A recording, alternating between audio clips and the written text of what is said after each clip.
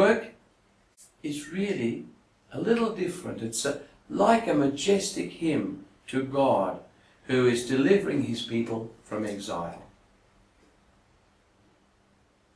There's a lot of unity of vision in chapters 40 to 55. And just as God delivered Jerusalem from the Assyrians in 701 BC, a massive event, and that was at the time of Isaiah himself, so God now delivers Jerusalem from the greater crisis of 587 BC, when its leading citizens are taken away to Babylon into exile, and the city is destroyed. In a real sense, we can say that Isaiah is now interpreting Jerusalem's misfortunes as a death and resurrection experience. That second Isaiah, rather, is doing that. And then we move into another century later, and we see attempts to assemble all the materials from Isaiah and second Isaiah and other similar materials about Jerusalem into a coherent scroll with a clear message of hope for the citizens of Jerusalem. After judgment comes salvation. After death and exile comes new life. Thanks be to the Holy One of Israel. That moves then, as you see, from Isaiah into second Isaiah into a later period, but using so much of the material and vision of Isaiah, but in new circumstances, reinterpreting the message. And finally, who was this first Isaiah? Who was this prophet? And what sort of world did he live in? Well, as mentioned, he was a leading citizen of Jerusalem during the reign of kings Uzziah, Jotham, Ahaz, and Hezekiah. 4 kings. He was there for a long while. 4 reigns. He was married, and his wife was also a prophet. Their children had symbolic names. Shear Jashub, a remnant will return.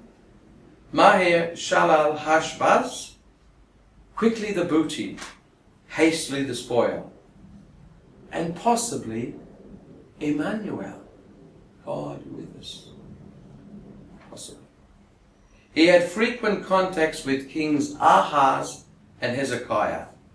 There he was a prophet in the court, like Nathan was in the days of King David.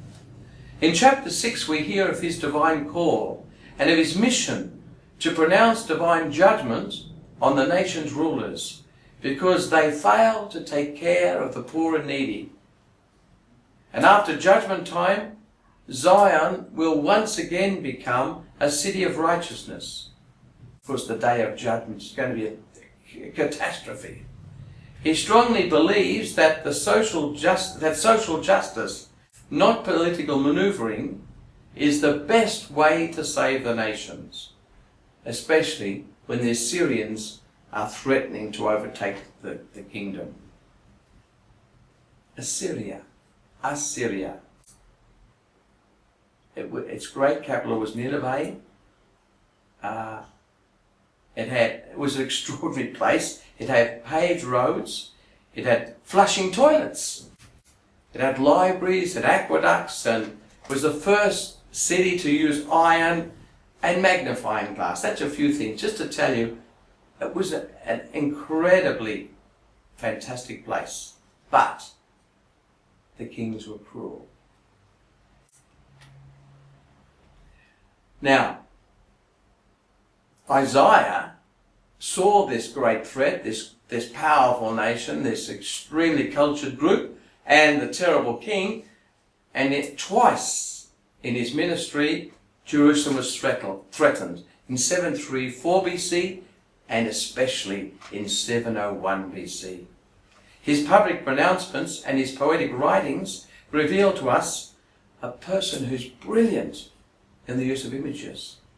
is savage in his social critique and is passionate for the welfare of his city and of its poorest inhabitants. And he has a poignant way of describing God's love for his people. Now, as I said, Isaiah's whole life is lived in the shadow of Assyria and Nineveh. So I'll just talk briefly about those two times. The siege of 734 BC. The Assyrian ruler, Tiglath-Pileser III, tries to re-establish control over some small kingdoms near Jerusalem, in that area. Damascus and Israel, and a few others, form a coalition against Assyria. And they are trying to get Judah, Jerusalem, to come on side. And they want to replace the newly crowned King Ahaz in Jerusalem with somebody who's more accommodating to their point of view. Ahaz immediately makes his submission to the Assyrian king, rejecting Isaiah's advice, and things go okay for a while. And then there's the invasion in 701 BC. This time the king in Assyria is Sennacherib, whom we know from poetry, etc. After neutralizing unrest in Babylon, he turns to the west and he subdues the coastal cities and then tries to recapture or take back into the fold Jerusalem. After he captures 46 cities that belong to Jerusalem, he then captures the city of Lachish, where he establishes his headquarters. And then he devastates the Judean countryside and lays siege to Jerusalem itself.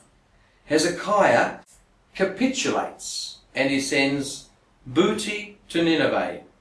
The city had expanded under Hezekiah because of refugees from the north and was fortified, and it had water tunnels, and it could have outlasted a long siege. Okay. Now I just want to recapitulate. So, we open the pages of the great prophet Isaiah. We're plunging into a great and rewarding field of Scripture, the field of prophecy, and of how the great prophets remind God's people that their lifestyle doesn't measure up to God's plans and God's vision for us. They brilliantly critique the social injustices in their society and offer everybody an alternative view of how to live. They give them hope. In the Jewish scriptures, we have the former prophets, those books that we say are historical, Joshua, Judges, Samuel and Kings, and we have the latter prophets, Isaiah, Jeremiah, Ezekiel, and the 12 minor prophets. We're going to look at, of course, the book of Isaiah, the first part of which, chapters 1 to 39, originate so much of it from the prophet Isaiah himself, who lives at the time of the Assyrian kings and of their conquest, their destruction of the northern kingdom, the kingdom of Israel with its capital of Samaria. And that happens in 722 BC, no more in the north.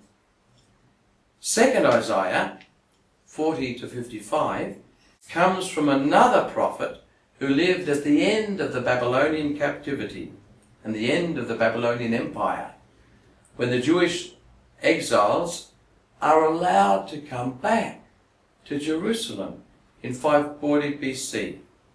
And third Isaiah comes from much later. So next week we begin first Isaiah. Thank you.